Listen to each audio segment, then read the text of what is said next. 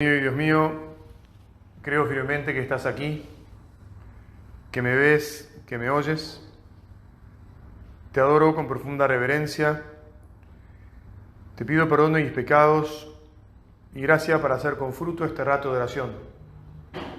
Madre mía Inmaculada, San José mi Padre y Señor, Ángel de mi guarda, intercedan por mí. Pensaba yo que realmente valía la pena que hiciéramos nuestra oración, nuestro rato de oración en esta actividad en la que de vuelta vamos a tratar de aportar cada uno lo que le parezca oportuno, lo que ha estado pensando, reflexionando para preparar el centenario de la obra. Te decía que pensaba que vale la pena que hablemos de la Virgen, primero porque el título con el que hoy la honramos es absolutamente cierto. Es madre de la Iglesia y por lo tanto también es madre de cada una de las familias que hay en la Iglesia. Es madre del Opus Dei. Y además en el Opus Dei San José María nos enseñó como un rasgo característico del espíritu que Dios le legó el cariño a la Virgen. Entonces viene muy a cuento, es muy oportuno que hablemos de ella y que queriendo contribuir para que celebremos bien este centenario, celebremos el centenario con ilusión de crecer, de mejorar, de rejuvenecernos, que tengamos en cuenta que de su mano todo va a ir muy bien. De su mano estamos seguros, porque los apóstoles desde el comienzo se reunieron al lado suyo, se quedaron con ella, y ella, tanto mientras estuvo el tiempo, que no sabemos exactamente cuánto fue, en la tierra, hasta que después se durmió, ¿no? y ascendió al cielo en cuerpo y alma, pero desde el cielo siempre ha estado con nosotros.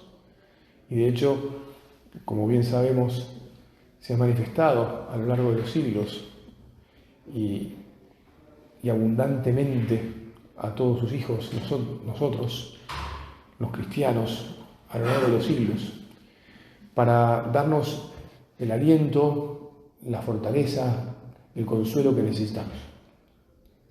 Con lo cual, vale mucho la pena que meditemos. No quería dejar de leer que dice San Lucas en los Hechos de los Apóstoles, al comienzo de los Hechos, dice: los apóstoles regresaron entonces del Monte de los Olivos a Jerusalén, ¿no? Después de la ascensión de Jesús. La distancia entre ambos sitios es la que está permitida recorrer en día sábado. Cuando llegaron a la ciudad, subieron a la sala donde solían reunirse, la sala del cenáculo. Y, bueno, Lucas nombra a los 10 apóstoles, a los 11 apóstoles, faltaba naturalmente Judas, y después dice: todos ellos, íntimamente unidos, se dedicaban a la oración en compañía de algunas mujeres, de María, la madre de Jesús, y de sus hermanos. La Virgen estaba ahí, con ellos. San Juan contará, más adelante contará en su Evangelio, que desde la cruz Jesús le había dicho a la Virgen: ahí tienes a tu hijo. Y después le había dicho a él: ahí tienes a tu madre. Y él anota que desde aquel momento él la había llevado con él, la tenía con él, la cuidaba. Su casa era la misma. Es curioso porque hay un equívoco que es el de pensar que en los Hechos de los Apóstoles se dice que cuando vino el Espíritu Santo la Virgen estaba con ellos. Y en realidad eso no lo dice los Hechos de los Apóstoles. Sin embargo, cuando ustedes, si han visto, que seguramente han visto imágenes, representaciones de la venida del Espíritu Santo, hay una famosísima del Greco, preciosa además, Dicho sea de paso, a mí me encanta el Greco como pintor. Pero bueno, eso. Está la Virgen rodeada por los apóstoles y las lenguas de fuego descendiendo sobre cada uno de ellos. Entonces, en general, mucha gente, tendemos a pensar que lo dice eso los Hechos de los Apóstoles, pero los Hechos no lo dicen. De todos modos, alguno de nosotros puede dudar de que ella estaba allí, aunque no lo digan los Hechos de los Apóstoles. Si unos versículos antes, Lucas nos dice que vivían reunidos con la Virgen, ¿cómo la Virgen no iba a estar con ellos ese día? ¿Verdad? Yo pienso, aquí en la presencia de Dios te lo digo, que no hace falta que los Hechos de los Apóstoles lo digan. Podemos tener la convicción íntima de que así era. Y tenemos la convicción íntima también de que la Virgen está ahora entre nosotros, como siempre, que está su Hijo y que su Hijo está con nosotros, que estamos reunidos en su nombre, y que también la Virgen está en este proceso, te insisto, que yo también quería comentar, así de pasadita, pero que es un proceso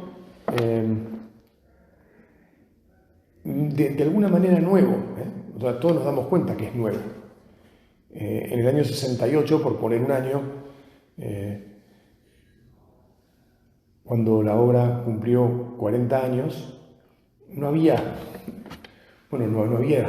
entre comillas, no sé, había dificultades en la Iglesia en ese tiempo. Hacía poquito había terminado el Concilio Vaticano II, pero en la obra, en cuanto a familia, no había como una necesidad de hacer grandes reflexiones. La verdad es que la labor apostólica y el desarrollo de las actividades de apostolado era floreciente, había pujante, había mucha gente. Y en el año 78, algunos de nosotros ya conocíamos, me parece, la obra, es decir, hace casi 50 años, tampoco, ¿no? Se celebraron los 50 años, hacía solo 3 años había fallecido San José María, don Álvaro del Portillo era el presidente general del Opus Dei, las cosas iban muy bien. Y ahora nos damos cuenta que estamos por cumplir 100 años, que estamos en una edad más, entre comillas, madura, ¿no? Y que, siendo que las cosas siguen yendo bien de la mano de Dios, también necesitamos esto que nos damos cuenta que nos están alentando a hacer, que necesitamos rejuvenecer. Bueno, entonces, hablar de la Virgen supone confiar en que con ella siempre todo sale bien.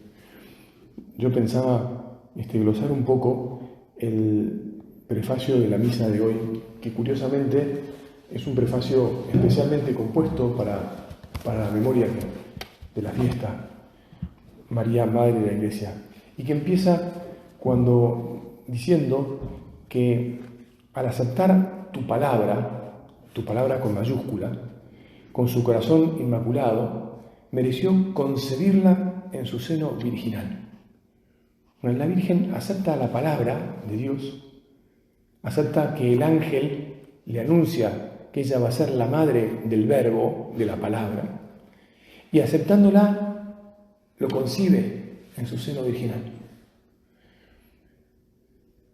Este prefacio comienza con esta descripción preciosa del milagro de la entrada de Dios en la historia, porque Dios ya entró en la historia el día de la concepción de Jesús, ¿verdad?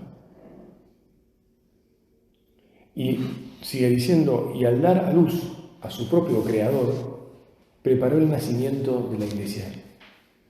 La Virgen, Madre, te agradecemos que hayas dicho que sí, y nos asombramos una y otra vez de que vos sos Madre de tu Creador y del Creador de todos nosotros y del Creador de todas las cosas. Qué milagro más portentoso. Todos los milagros son milagros, ¿verdad? Son cosas que no entran en nuestra cabeza, son cosas que nos exceden absolutamente.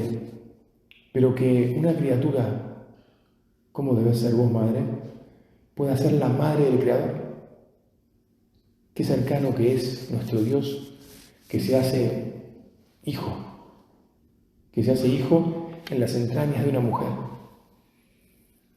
aquel verbo por quien todo fue hecho, como dice el Génesis, se desarrolló en las entrañas de nuestra Madre la Virgen.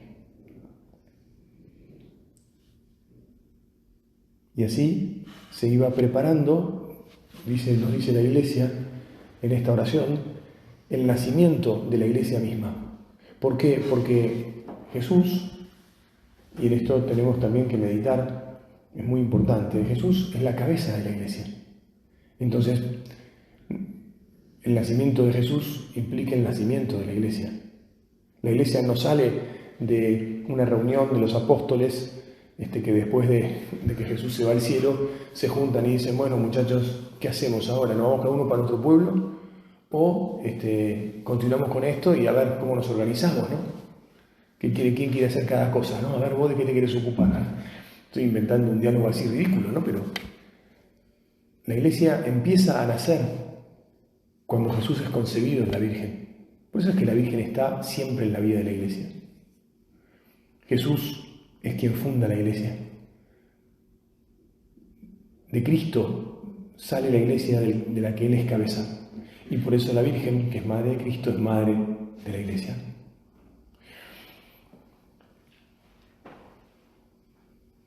Ella, aceptando junto a la cruz el testimonio del amor divino, adoptó como hijos a todos los hombres nacidos a la vida sobrenatural por la muerte de Cristo.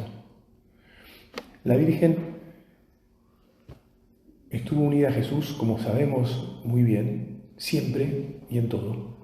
Y por eso, como no podía ser de otra manera, estuvo junto a la cruz. Acabamos de decir que junto a la cruz Jesús le dijo a ella y a Juan, ahí tienes a tu hijo, ahí tienes a tu madre.